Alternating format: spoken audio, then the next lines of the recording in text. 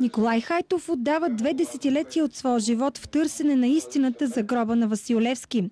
От 1984 година до последните си дни той непрестанно се бори срещу всички опити да бъдат заличени фактите, къде е погребан апостола, а с това да бъде унищожена и неговата памет. За големия български патриот Николай Хайтов истината е една.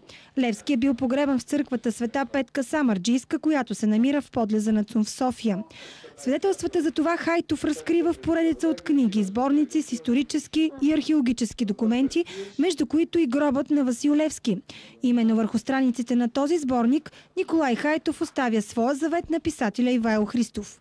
2 месеца преди да той да се отиде от този свят ми написа последната книга, която видя жив. Това е този сборник, гробът на Васил Левски. Стигна ми го буквално на Ивайло да знае истината и да каже на другите. Приемайки посланието на великия родолюбец като свой дълг, Ивайло Христов издава книгата Николай Хайтов и спорът за гроба на Левски. Творбата е издадена със съдействието на телевизия СКАТ и Столична община. Най-естественото нещо е да помогнем на господин Ивайло Христов, който пише точно такава книга. Първо, защото това е книга свързана с живота. Делото е една от най-важните задачи на живота на нашия патрон Николай Хайтов. И второ, защото все пак става дума и за най-великия българин Васил Левски.